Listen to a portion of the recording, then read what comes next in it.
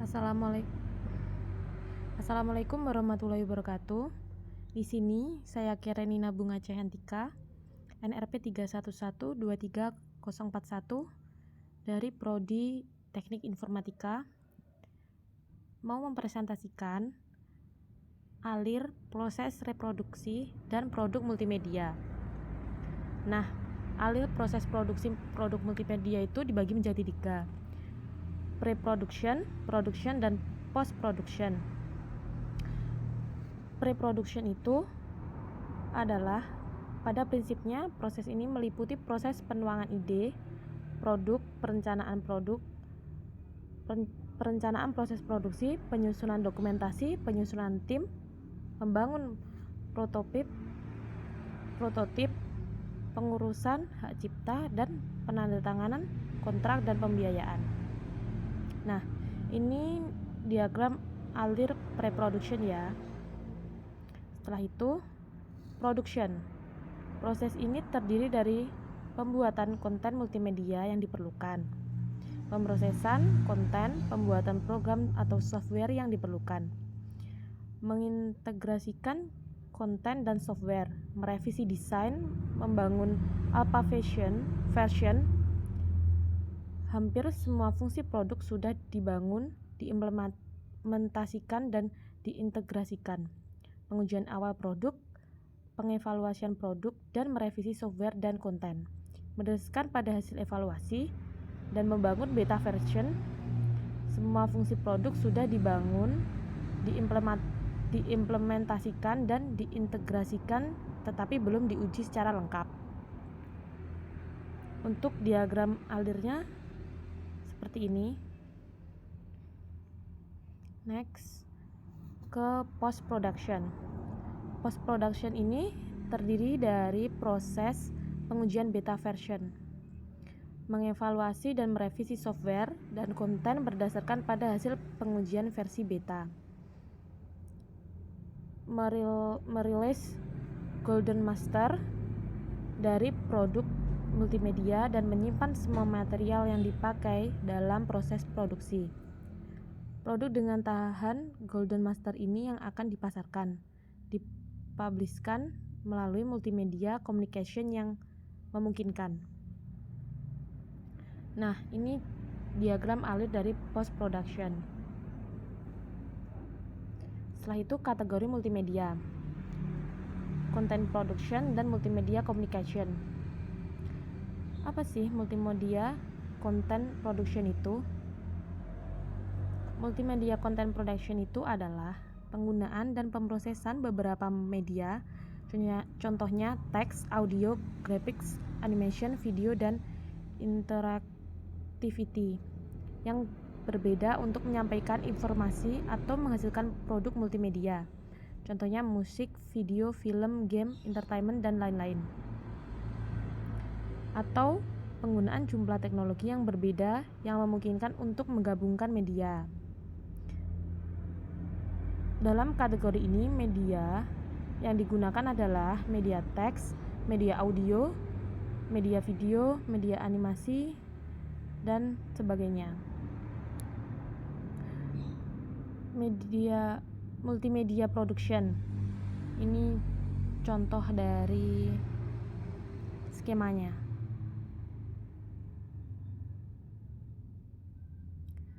Multimedia communication adalah menggunakan media massa seperti televisi, radio, cetak, dan internet untuk mempublikasikan atau menyiarkan atau mengkomunikasikan material advertising, publicity, entertainment, news, education, dan lain-lain. Dalam kategori ini, media yang digunakan adalah TV, radio, film, cetak, musik, game, dan sebagainya. Nah, ini untuk media production dan multimedia broadcasting. Seperti ini.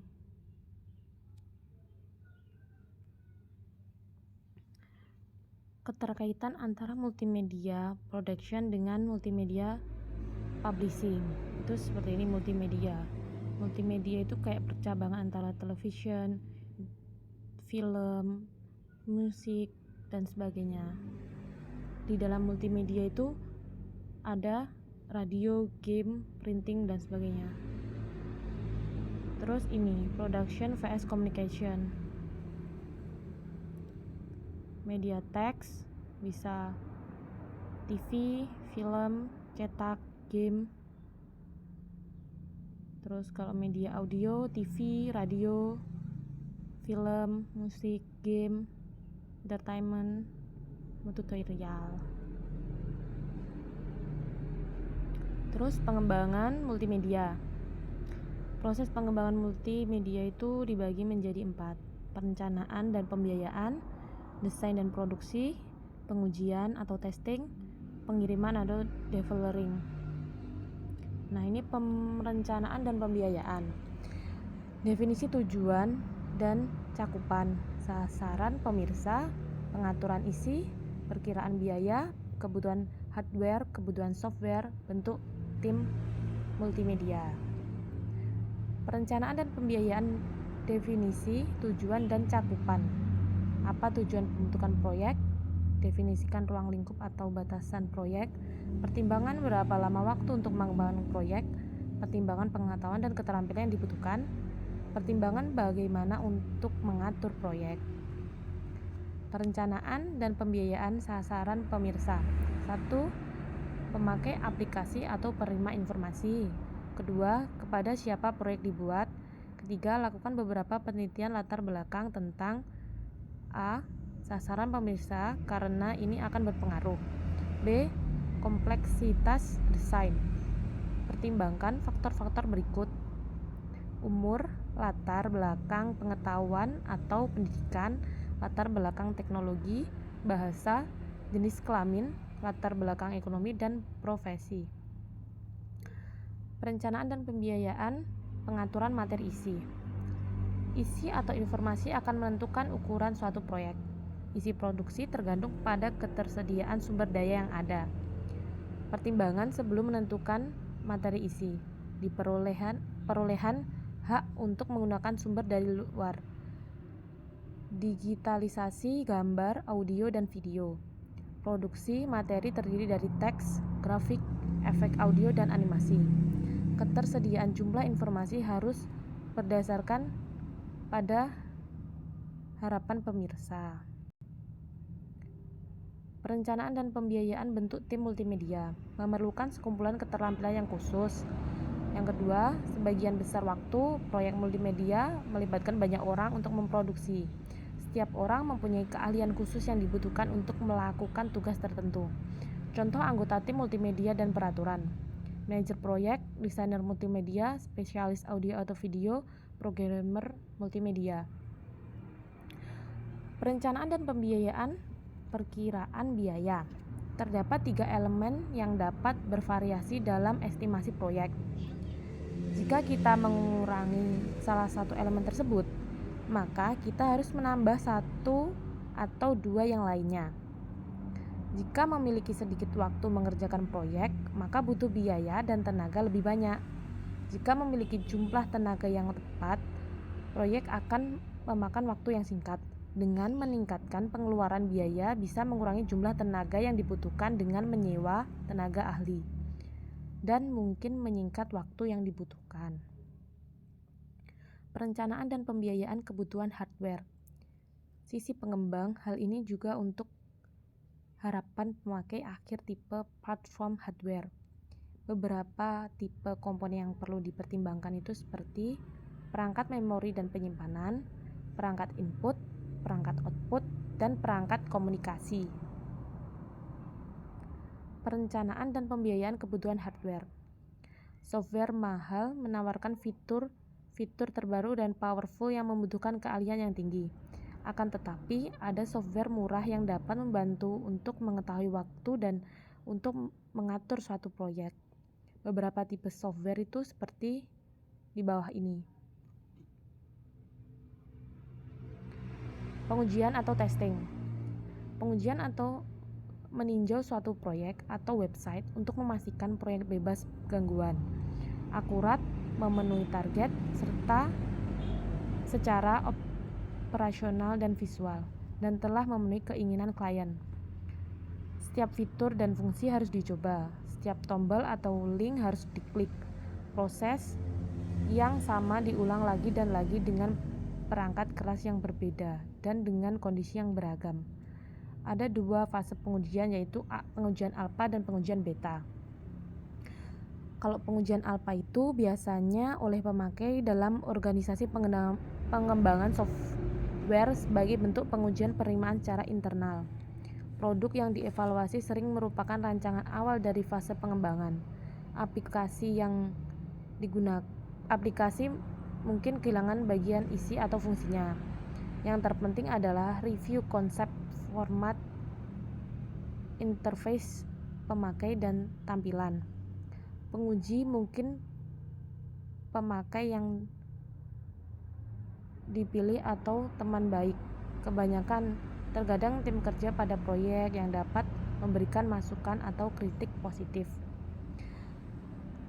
Pengiriman, delivering, tahapan akhir, tahap media yang digunakan, website hanya web server dan mengatur beberapa setting dan selesai. Untuk aplikasi yang lebih kompleks di mana dibutuhkan penginstalan ke komputer pemakai, penginstalan harus lancar, mudah, dan cepat. Dokumentasi mengenai proses instalasi sehingga pemakai memiliki prosedur langkah demi langkah yang jelas untuk diikuti. Troubleshooting guide, masalah potensial yang dapat terjadi dan bagaimana mengatasinya. Untuk pengujian beta, produk yang dievaluasi sebelum hasil akhir, produk berfungsi sempurna dan bebas kesalahan. Yang terpenting adalah menemukan kesalahan atau kekeliruan isi. Kelompok penguji harus representatif pemakai akhir dan bukan orang yang terlibat dalam produksi produk. Feedback dari penguji beta sangat penting, di mana kesalahan dan masalah yang dilaporkan dalam deskripsi detail. Media pengiriman itu ada CD-ROM. Mayoritas penduduk multimedia yang dijual ke dalam channel retail atau bisnis dikirim melalui CD-ROM. CD berawal dari teknologi read-only yang mana pengguna dapat menyimpan data hanya sekali dan mengaksesnya berkali-kali. Teknologi yang terakhir mengarah ke versi multi-session, di mana pemakai dapat menambahkan isi ke dalam CD. Untuk yang selanjutnya, DVD. Media ini merupakan format terakhir untuk menyimpan optikal sampai 17 GB. DVD sangat populer berkembang sebagai DVD video dengan kualitas tinggi audio dan videonya. Sekian presentasi dari saya. Bila ada kurangnya, saya mohon maaf. Wassalamualaikum warahmatullahi wabarakatuh.